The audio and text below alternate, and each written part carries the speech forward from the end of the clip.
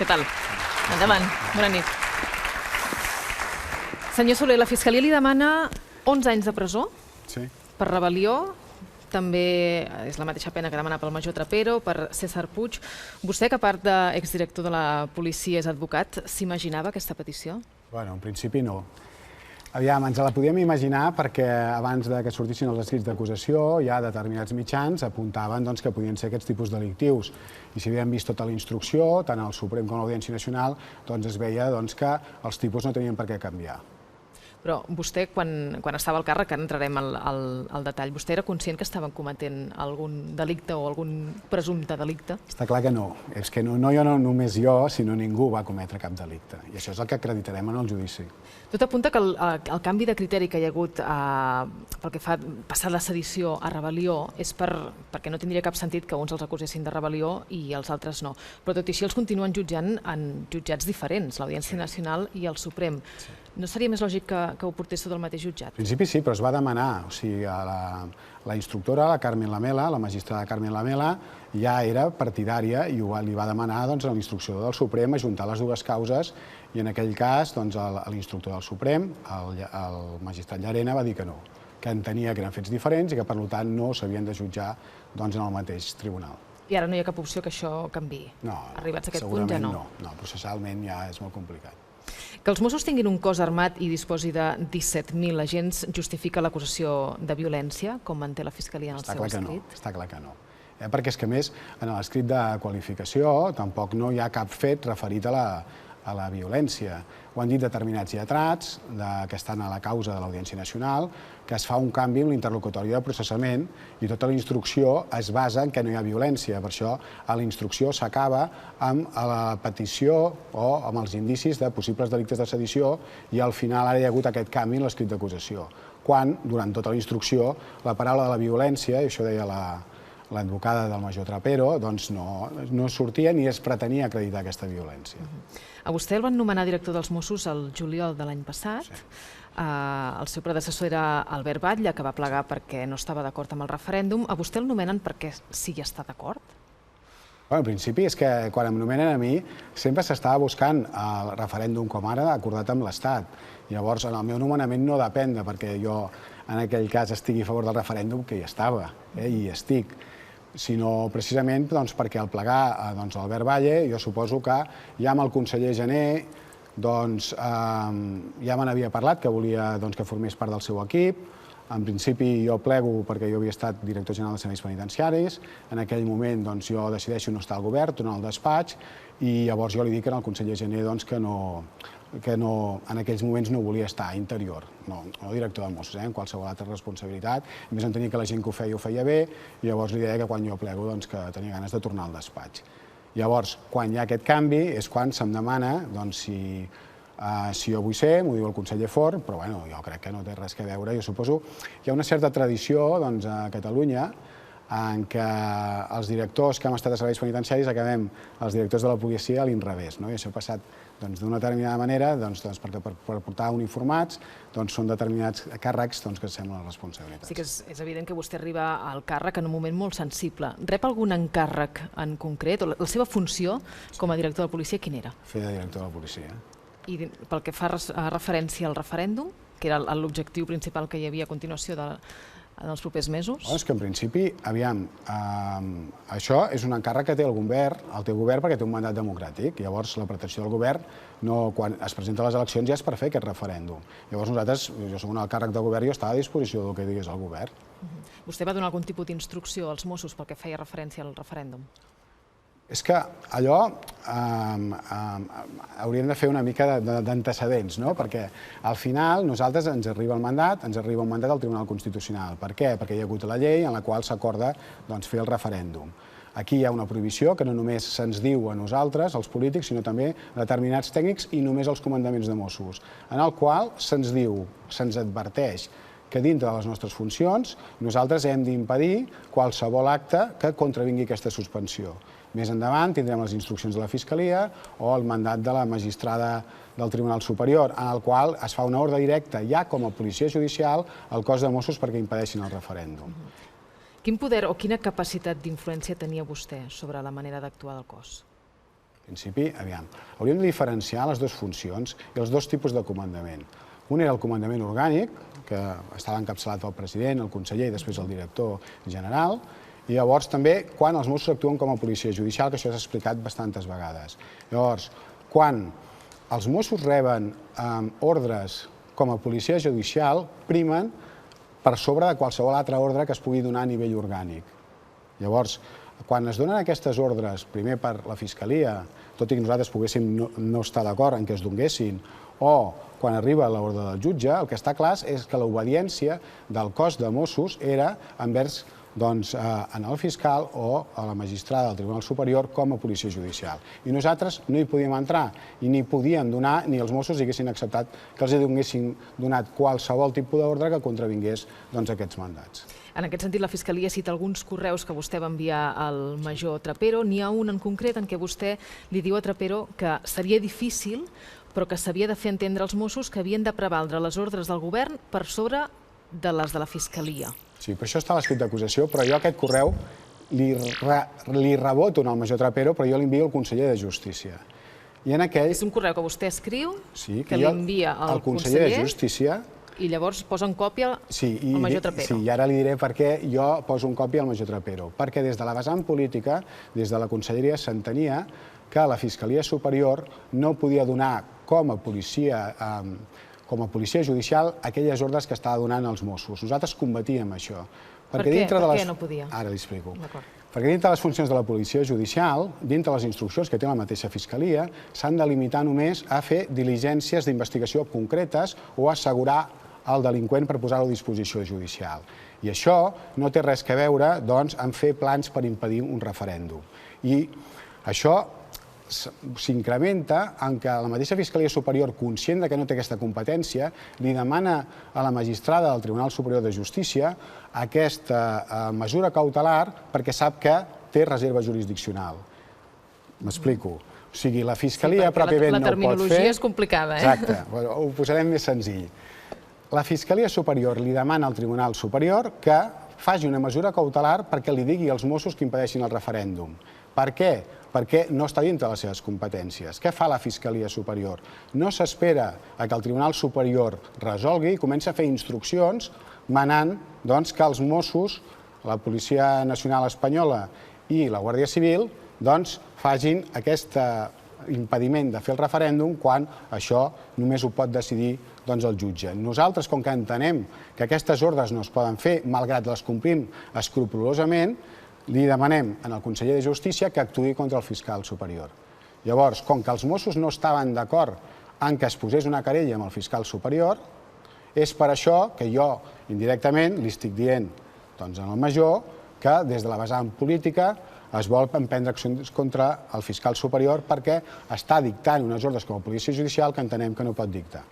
La Fiscalia diu que vostè va ser una peça clau per impedir que els Mossos complissin les ordres de la justícia. Això és donar-me un poder a mi de convicció sobre l'operatiu que no teníem ni volíem. Perquè, aviam, primer que l'operatiu sempre ha decidit, o sigui, la nostra policia, la part política no entra dintre mai en l'ordenament de dispositius. En la part operativa. És a dir, el director, el càrrec polític no diu als Mossos què han de fer. Exacte. Són els comandaments els que ho fan. Exacte. El cos de comissaris són els que van dissenyar el pla, però no només el pla per impedir el referèndum. Van dissenyar el pla, per exemple, antiterrorista, i llavors el presentaven a la vessant política. Nosaltres què havíem de fer des de la part política? Dissenyar polítiques de seguretat de què? D'acord amb el que ens deien els operatius i d'acord de cobrir les necessitats que en qualsevol moment ens donguessin els operatius. Això són els que fem els responsables polítics en el Departament d'Interior, almenys a la Generalitat de Catalunya. El Pla Àgora, per exemple, que és el pla que es va dissenyar, que els Mossos van dissenyar per l'1 d'octubre. En què consistia? Aquest pla, bàsicament, era donar seguretat a persones i edificis, perquè sabíem que hi havia un mandat al govern, que el govern estava decidit a fer el referèndum, que aquest referèndum havia de ser acordat, però sí que és veritat que en previsió de que podia haver-hi un cert clima que es podia enrarir, nosaltres havíem d'estar preparats com a policia per tenir els operatius disponibles per poder fer front a possibles moments de tensió que es poguessin produir amb personalitats de la política o amb determinats edificis. És per això. Llavors també això se suma a les ordres de fiscalia, en el qual nosaltres hem de dotar pressupostàriament tot el que ens va demanant fiscalia, ja sigui mitjançant mitjans humans o mitjans materials. Llavors, aquest pla Àgora arribarà a nivell màxim perquè amb les instruccions de la Fiscalia necessitem molts més Mossos per donar compliment a totes les instruccions que ens van arribar, a part de que hem de recordar que estàvem a nivell 4 d'alerta antiterrorista, i llavors que els Mossos també ja venien d'un atemptat del 17 d'agost amb moltes hores extres, amb una manca d'efectius suficients per poder fer totes les seves funcions, etc. Sí, precisament també hi ha polèmica al voltant de la xifra de gent que es mobilitza. Segons la Fiscalia en van mobilitzar uns 7.000, mentre que en una jornada electoral normal són 12.000. És així, aquest ball de xifres? Això no és així. Primer, això també s'ha explicat. En una jornada electoral pensi que els Mossos han d'anar a votar. Llavors se'ls ha de donar 4 hores perquè aquests Mossos hi vagin. Llavors això s'ha de cobrir en 2 torns. Per això has de mobilitzar més Mossos. Nosaltres, per l'1 d'octubre, a banda de posar tot el que teníem al carrer per donar compliment al mandat de la magistrada del Tribunal Superior de Justícia, el que fem, perquè se'ns demana des de l'operatiu, és fer que el cos de Mossos, en lloc de fer una jornada de 8 hores, la faci de 12. Llavors, a nivell d'hores absolutes, es destinen moltes més hores per donar compliment al mandat de la jutge que no en una jornada normal d'unes eleccions. Quina era la consigna que tenien els Mossos en concret per l'1 d'octubre? Se'ls acusa d'inacció. Això no és cert. Donar compliment a l'ordre judicial del TSJ, què vol dir? Aquí hem de també tirar una mica d'enrere, perquè el que dèiem abans, com a policia judicial, la Fiscalia primer i després el Tribunal Superior de Justícia ha de coordinar la presència de 3 cossos per donar mandat a compliment a aquests mandats que se'ls van donant. Llavors és quan s'erigeix la figura d'un coordinador que nosaltres també discutim. Diego de los Cobos. Sí. Llavors, quan es fan reunions dels 3 cossos, en aquestes reunions de coordinació per donar... Perdoni, vostès discuteixen qui? Mossos des del Departament d'Interior. O el govern? No, des del Departament d'Interior. El Departament d'Interior no està d'acord que un coronel vingui a dirigir l'operatiu. La Guàrdia Civil que vingui a dirigir. Què es defensava des de la Generalitat, que és el que deia la normativa? Quan han d'actuar 3 cossos, són els mateixos cossos que fan un comitè de coordinació, sense que hi hagi ningú extern que hagi de comandar això. Els mateixos comandaments dels diferents cossos, amb una comissió, es posen d'acord i allà es decideixen només els professionals, sense que vingui ningú de fora, per donar compliment a les instruccions que s'haguessin de donar en aquell moment, que fins ara pràcticament no s'havia donat aquesta cooperació. Llavors, quan es fan aquestes reunions, la part política del Departament d'Interior no intervé.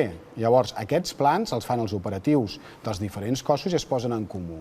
El pla de Mossos fa les pautes d'actuació per donar compliment al mandat de la jutge, el fa l'operatiu. I aquestes pautes d'actuació, quants Mossos hi hauran, com actuaran, etc., amb tot això es discuteix amb aquestes reunions de coordinació en les quals nosaltres no hi intervenim ni hi podíem intervenir perquè no hi érem cridats. No hi va ningú del departament, cap càrrec polític no hi va. No, només hi van operatius. Els comandaments. Exactament. Acusen Trapero d'haver ordenat als Mossos que espiessin altres cossos policials. Li consta? Això no té cap sentit. No té cap sentit. El que passa que moltes vegades, jo no sé, i es veurà i es secretarà en el judici, que moltes vegades es fan, si tu veus, per exemple, algú que està en algun lloc i que el veus amb actitud vigilant, etc., li pots demanar que s'identifiqui. Però això es fa d'una forma normal i ho fan els altres cossos i quan es veuen que són d'un altre cos, escolta, es saluden i se'n van. O sigui, això en aquells moments es fa perquè és una pràctica habitual. O sigui, imagineu, no sé, un punt que s'ha de vigilar la delegació del govern. I tu veus allà 3 persones o 4 que van de paisà, que estan allà plantades o que els hi veus que van donant voltes. És lògic que tu vagis allà i li diguis, escolti'm, vostè què fa aquí? Perquè és la funció dels policies, funció preventiva. S'identifiquen, es pren acte si fa falta i després els deixen marxar.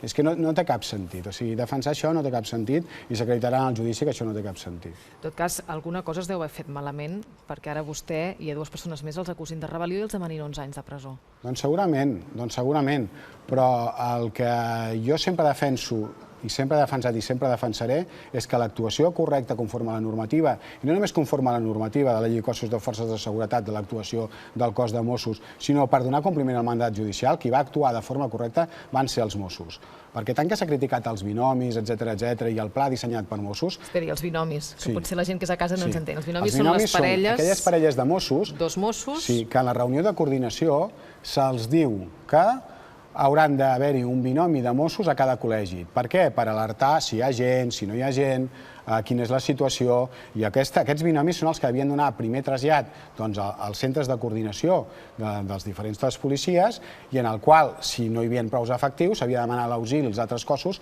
perquè actuessin si era possible. Però nosaltres sempre hem defensat que nosaltres, actuem conforme al pla que es dissenya, el pla que aproven, que no aprovem nosaltres, i segona, que l'aproven els operatius amb la coordinació del coronel Pérez de los Cobos, avui general, i d'acord amb el mandat de la magistrada. La magistrada diu que, escolti'm, vostès han de donar compliment a aquest mandat sempre respectant la convivència ciutadana. I aquest és el mandat, no només el que tenen ja implícit de la utilització de la força en el compliment del deure a tots els cossos i forces de seguretat, sinó també el mateix mandat de forma explícita, així ho deia. Fent més preguntes, Jordi Pons.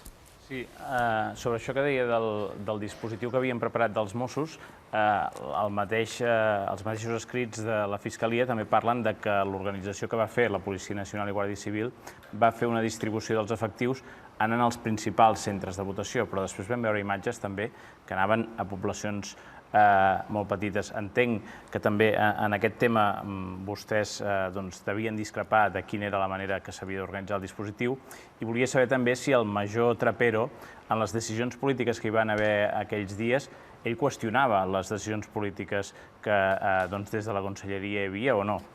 A veure, són diverses coses, En relació a l'actuació dels altres cossos de seguretat, allà s'havien de fer determinades reunions de coordinació durant tot el dia perquè les forces i cossos de seguretat de l'Estat no van voler que hi hagués un centre de coordinació comú. Llavors, no s'esperen a l'auxili, tal com es va decidir a la Junta de Seguretat, de que els Mossos els alertin per haver d'actuar, sinó que a partir de primera hora ja comencen a actuar i comencen a actuar en determinats col·legis de forma molt contundent, sense seguir un criteri i una pauta, i sense seguir les crides d'auxili que en principi havien de ser tal com s'havia quedat en aquestes reunions de coordinació. Aquesta reunió de coordinació, això ho ha explicat el comissari López, s'havia de fer la primera delegació del govern i quan hi va només hi va el comissari López.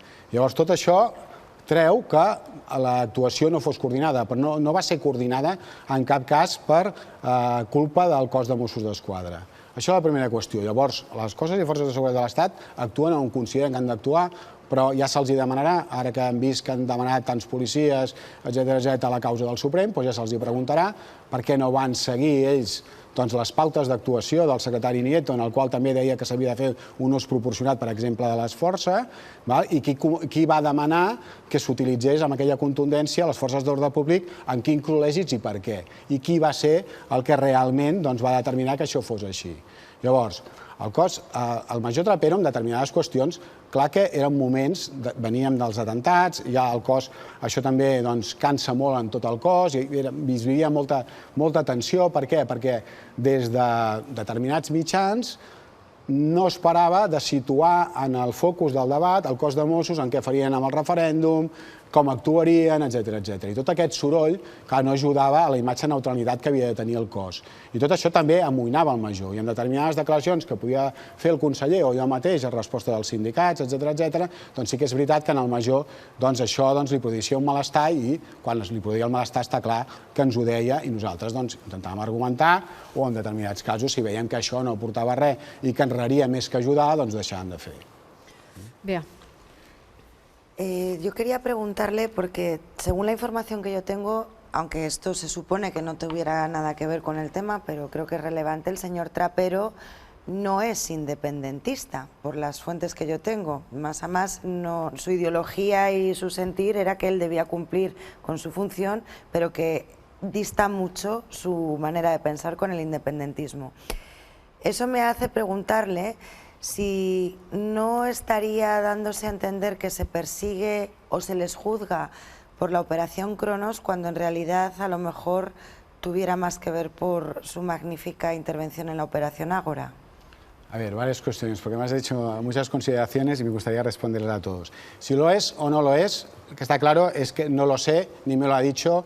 Lo que está claro, él es un excelente profesional y se está siendo absolutamente injusto con el mayor trapero, con la intendente de La Plana, así como todos los otros profesionales que se les está juzgando en estos momentos en los juzgados de instrucción. Eso vaya por delante. A ver, él vive aquí, mantiene su origen en Valladolid, etcétera, etcétera. Yo no sé, tendríamos que preguntarles al mayor si tiene esa intendencia. Él es policía, siempre ha sido policía y es lo que ha querido ser desde niño, ¿vale? Eso es la primera cuestión. Si se intenta castigar, yo no iría tan allá, ¿no? Porque al final yo creo que hay determinadas actuaciones de desconfianza que yo creo que se producen no solo en base a los profesionales, sino de determinadas, yo creo, decisiones políticas que condicionan el hacer de los profesionales.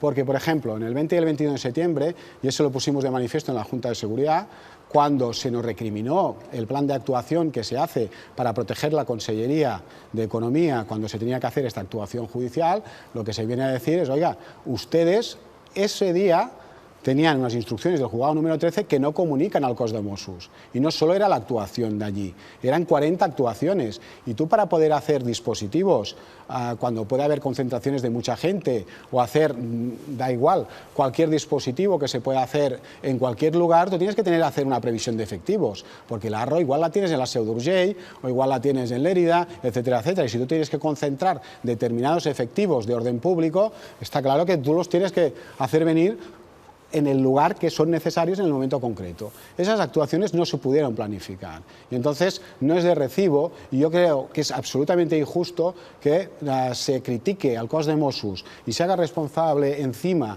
con delitos gravísimos, pues al mayor y a la intendenta, de unos dispositivos que no pudieron ser preparados porque no fueron comunicados. Laura. Bona nit. No, volia saber que a l'escrit de la Fiscalia també es diu que la direcció dels Mossos es va reunir amb el govern de la Generalitat, amb algun dels membres del govern, i se'ls va recomanar desistir de fer el referèndum perquè preveien que hi podia haver-hi violència i que el govern es va negar. Volia saber si això és així, tal com ho reflecteix la Fiscalia. Jo no sé si a l'escrit de la Fiscalia no em sona que sigui a l'Audiència Nacional, però t'ho explicaré. Aviam, els cos de Mossos sempre treballen amb hipòtesis, sempre treballen en planificació, és el que dèiem abans, en planificació d'efectius, però també en planificació d'actuacions. Per això es fa el pla Àgora, es fa el pla Cronos, etcètera, etcètera. Es preveuen determinats escenaris i en un d'ells es deia que tant si es feia el referèndum com si no es feia, es podien produir determinats incidents. Doncs podien venir d'un cantó, podien venir de l'altre, i això és el que se'ls vol transmetre de forma expressa per part de determinats comissaris al president de la Generalitat. I és veritat que aquesta reunió es produeix perquè els Mossos ho demanen, però no és cert que se'ls digui que si hi ha referèndum i hi ha escenaris de violència. En cap cas. L'únic que se'ls està dient és que es pot produir, tant si es fa com si no es fa, determinats incidents de violència, perquè això és així i podia ser previsible i tenien ganes de tenir aquesta reunió amb el president i amb el vicepresident. I en cap moment es planteja el govern aturar el referèndum o canviar les seus electorals, en lloc de fer-ho a les escoles, fer-ho en altres espais? Però és que jo, amb això, i això sí que és una opinió personal, i ho he dit alguna altra vegada, jo crec que arriba un moment que jo crec que ja no estava a la mà del govern decidir si es feia o no es feia el referèndum, perquè era la gent, i aquest referèndum sempre ha sigut de la gent que el volia fer i que tenia ganes de fer-lo, perquè al final les urnes, al final s'ha vist, i em sembla que ho veu dir en aquest programa també, que al final qui es porta, qui no es porta, qui les té, qui les guarda, jo no veig el govern per enlloc. O sigui, aquesta capacitat, fins i tot, de poder desconvocar-lo, jo crec que encara que s'hagués fet, que no era la voluntat del govern fer-ho, jo crec que el referèndum s'hagués fet igual. Aquesta reunió va ser el 28 de setembre, per tant era com molt complicat, i jo pel que consta en el sumari, doncs ells fan una advertència que hi pot haver molta mobilització i grups radicals de les dues bandes, que era un altre preavís que hi havia, i després el que sí que demanen és que se'ls desvinculi. Passat tot aquest temps, veient com ha acabat dos agents uniformats també imputats a l'Audiència Nacional, que, per cert, jo pel que tinc entès també, la jutgessa se'ls volia treure de sobre i no els van voler al Suprem, i llavors va haver de donar-li una mica més d'entitat al cas, i va ser quan el van imputar a vostè i al César Puig, perquè en un principi vostès no hi estaven. Primer m'agradaria que em valorés això, però també després que em digués si ara, passat tot aquest temps, vosaltres haguéssiu fet aquest discurs ambigu respecte a l'actuació dels Mossos amb motiu del referèndum. Perquè en alguns moments sí que hi va haver una ambigüitat que els va comprometre. Aviam. Pot ser. Per això deia que poder algunes coses no havien fet prou bé. Jo crec que segurament aquesta en va ser una, però jo al final nosaltres també teníem la voluntat sempre d'allunyar el cos de Mossos d'aquest debat, però és que no ens deixaven. Llavors per això també moltes vegades havíem de fer declaracions o contradeclaracions. Això per un cantó. Llavors sí que és veritat que havíem rebut determinades crítiques, fins i tot determinats, em feia referència abans, de determinats comandaments que no se sentien còmodes en determinades declaracions. I això és així. I això nosaltres sempre havíem dit que sempre intentaríem salvaguardar els funcionaris de tot aquest procés. I sempre ho hem intentat. I amb la carta fins i tot que fem com de comiat, també lamentem que aquesta situació hagi anat més enllà dels polítics. Per això et dic que és completament injust, perquè ells fan la seva feina, la fan de forma excel·lent, la van fer de forma excel·lent, la van fer conforme tocava, etc. I et vaig a dir una cosa més. Nosaltres estàvem molt amoïnats perquè al final el Tribunal Constitucional també jo crec que d'una manera injusta només assenyala al comissari de cos de Mossos i se'ls requereix perquè compleixin amb la resolució de suspensió del Tribunal Constitucional. I això no es fa als altres cossos i forces de seguretat. Per això nosaltres aquesta prudència sempre la vam tenir, perquè en tot cas nosaltres volíem salvaguardar el cos en qualsevol dels escenaris. Es fes o no es fes el referèndum, sortís sí, sortís no, etc. perquè nosaltres era un bé a salvaguardar, almenys des del Departament d'Interior. Poder sí que amb algunes declaracions no van ser prou curosos, però de fet sempre la voluntat, i per això també érem molt curosos nosaltres a donar cap instrucció que els pogués comprometre, perquè ells havien d'actuar com a policia judicial, i això és una cosa que teníem ben entès, ho tenia des del president fins a l'últim agent del cos de Mossos, que això havia de ser així. Per això sap greu, i sap greu veure'ls en aquesta situació. Ja repeteixo que d'una manera completament injusta. Senyor Soler, què li van semblar les càrregues dels Mossos en l'aniversari de l'1 d'octubre? L'aniversari de l'1 d'octubre? El 29 de setembre, l'1 d'octubre, les càrregues en aquell... Ara em fas una pregunta, però no em toca valorar-ho a mi, perquè al final ell té els seus responsables, jo crec, i ho ha dit el conseller Buch, que... Va ser molt criticat el conseller Buch. Sí, però també hem fet actuacions que són molt meritòries, com les que hem fet al Raval, que és una feina... Sí, però jo li parlo d'aquestes concentracions i d'aquestes protestes. Jo també podria posar en valor que la funció del Departament d'Interior és una funció molt difícil. Molt difícil. I llavors, el que hem de fer, per això hem de ser molt curosos, moltes vegades amb l'utilització de l'ús de la força en el compliment del deure.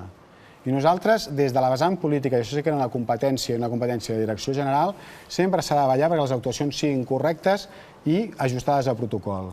I quan això no es produeix, el que s'ha de fer és corregir-ho. I jo, per això et deia, feia referència al conseller Buch, i també ho va dir el secretari Eduard, i també ho va dir el director general Martínez, que s'havien fet els expedients que toquin, suposo que a la DAI, per veure si aquelles actuacions eren conforme a la normativa i si aquelles actuacions s'havien fet conforme era l'actuació adequada que s'havia de fer en aquell moment. Senyor Soler, moltes gràcies per haver vingut aquesta nit. No marxi encara, que el vol saludar Pilar Rahola. Ah, molt bé, el saludarem. No vol marxar, oi? Pilar, bona nit.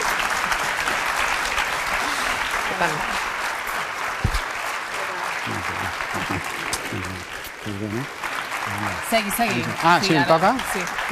Si vol, La pregunta, Pere, no és perquè els Mossos d'Esquadra i el major Trapero i tots vosaltres esteu als tribunals. La pregunta és per què la policia espanyola no està als tribunals. Bueno, en veritat, Pilar, tampoc no és així.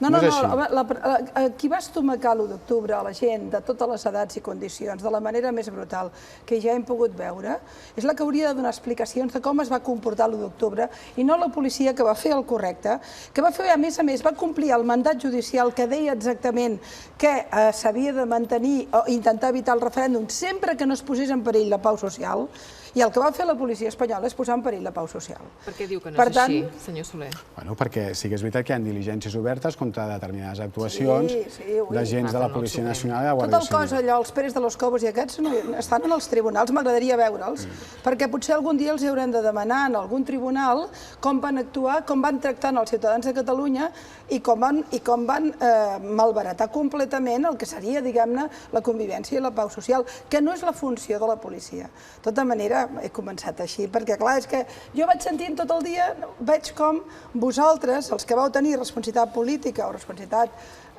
en el cas del major Trapero i de la resta de comandants que han estat imputats, van donant explicacions de com van fer la feina, que la van fer bé. Però i els altres? Per què no ens donen explicacions, tots ells, de com envien 18.000 policies d'aquella manera, de com els tenen els piolins, de com ens el treuen l'1 d'octubre, de com es tomaquen a la gent, com les tiren pels cabells, com trenquen vidres, com fan malbé patrimoni públic? Tot això no donaran explicacions? Potser se'ls haurà de demanar. I no sé si el policia en torn, però en tot cas sí a les comandàncies. Dit això, jo, ara que tinc el Pere aquí, deixa'm dir-li una cosa, perquè a vegades parlem de la gent que ha fet un gran servei a aquest país en els moments més complicats. Aquest senyor és advocat, tens bufet propi, a més si no m'equivoco, no? I va assumir la Direcció General de la Policia el 2017, amb molta valentia, i després amb molta professionalitat. I va ser, en tant que director general, juntament amb el conseller Quim Forn i amb el major Trapero, els que van ser responsables de l'extraordinari èxit contra l'atemptat terrorista el 17 d'agost. En lloc d'estar honorant-vos, i ho dic amb tot el sentiment, honorant-vos per la bona feina feta, aquí us tenim pendents de quin dia tindreu un judici i haureu de donar segons quines explicacions. És una cosa terrorífica. Jo tinc, Laura, una teoria, i no sé, Pere, de per quin motiu el major Trapero se'l vol jutjar per rebel·lió, a vosaltres per sedició i tota la retahïla, diguem-ne, de... Tota l'acusació de rebel·lió contra els dirigents polítics catalans es basa en la idea de la violència. Com que no tenen manera de vestir un argumentari sobre la violència, juguen amb la idea que els líders polítics tenien un cos armat de 17.000 persones.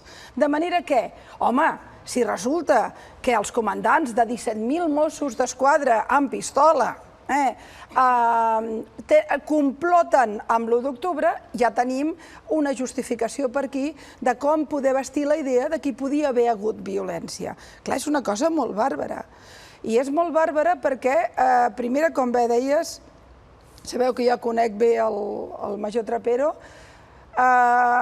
no diré el que pensa ideològicament perquè potser no correspon, tot i que la pregunta la trobo pertinent, no recordo, la Bea em sembla que la feia. Però és evident que no és, per dir-ho en termes col·loquials, dels nostres, és a dir, té unes altres idees, un altre pensament, cosa que no ha impedit ser i continuar sent un extraordinari major, perquè al capdavall és un policia i el que vol és una policia democràtica en un estat democràtic i les idees les té a casa. I els amics, que tenim amics que comparteixen idees i d'altres que no, també ens les deixem quan intentem estar junts. Teníem un home que tenia la idea de la policia democràtica totalment a dins, d'un rigor extraordinari, que sempre ha tingut clara la defensa de la llei i que tenir-lo en aquests moments, en aquesta situació tan brutal i dramàtica des del punt de vista familiar, acaba de ser pare, per exemple, des del punt de vista familiar, des del punt de vista personal i des del punt de vista professional, és d'una maldat tan ingent, però jo estic convençuda, primera, que com a primera idea, té a veure amb que és la manera d'intentar anar vestint la barbaritat de dir que l'1 d'octubre o que tot el procés català tenia violència. El segon motiu, permetem, Pere, que cal dir-lo, és perquè hi ha determinats poders fàctics de l'Estat que mai no han acceptat els Mossos d'Esquadra, que mai no han acceptat que Catalunya tingués policia pròpia i que ho han portat molt malament. Jo recordo perfectament anys i anys lluitant perquè, per exemple, tinguessin els Mossos d'Esquadra informació d'antiterrorisme, perquè no hi havia manera que es cobri, ni tenint en compte que per altra banda Catalunya està en la diana i Barcelona específicament. De quina manera se'ls ha deixat fora d'organismes importants que tenien a veure amb informació. Per tant, hi ha un segon element. I el tercer és una mica més històric. Abans el Quico parlava del 34. No podem oblidar que es condemnen a la presó i es demanen 30 anys de presó per Lluís Companys, la resta de membres del govern, etc., Però pel cap dels Mossos d'Esquadra, el general Escofet, es demana pena de mort. I pel seu segon, és a dir, les dues penes de mort que es demanen en aquells judicis, que després s'amnistien, per tant, se les demanen als uniformats, és aquesta obsessió amb l'uniforme, no? De manera que hi ha molts elements que finalment han posat sota la diana un cos policial que va intentar, en un dia molt difícil, tots vosaltres vau intentar, polítics i els professionals, que no hi hagués violència, justament el que van intentar és que no hi hagués violència, que es pogués passar el dia de la millor manera possible i que es pogués complir l'ordre de la jutgessa sempre i quan no hi hagués en risc la població. I quan tu tens centenars, milers de persones ocupant escoles que volem votar, si tu aixeques la porra, poses en perill la ciutadania, no? Però, en fi, veurem. Esteu tranquils, tanmateix? Esteu forts? Fitxarem d'advocada. La fitxareu d'advocada? Fitxarem d'advocada. Jo només tinc gratitud per vosaltres. Ho sé. Jo t'agraeixo les paraules i ara per això feia la broma, però sí que és veritat que ella defensa perquè ella ho coneix i parla des del sentiment, i és veritat que aquell dia va ser un dia molt complicat pel cos de Mossos, com ho va ser el 17 d'agost, com ho va ser posteriorment a l'1 d'octubre, amb les imputacions de l'intendenta, del major, etc. És que com aquesta gent posen en dubte la professionalitat i la credibilitat de 17.000 policies catalans? És que ja està bé. I que ens oposin aquesta gent, que després ells no donen mai explicacions de les barbaritats que fan, home, doncs dol molt. Gràcies, Pere, per haver-hi estat en aquell moment tan difícil i gràcies a tots els comandants i a tots els Mossos d'Esquadra que van fer, malgrat tot, una gran feina. Pere Soler, moltes gràcies per haver vingut aquesta nit. Ara ja pot marxar, sí. Gràcies. Nosaltres també marxem, però tu no, eh? No marxis, eh? Queda't aquí.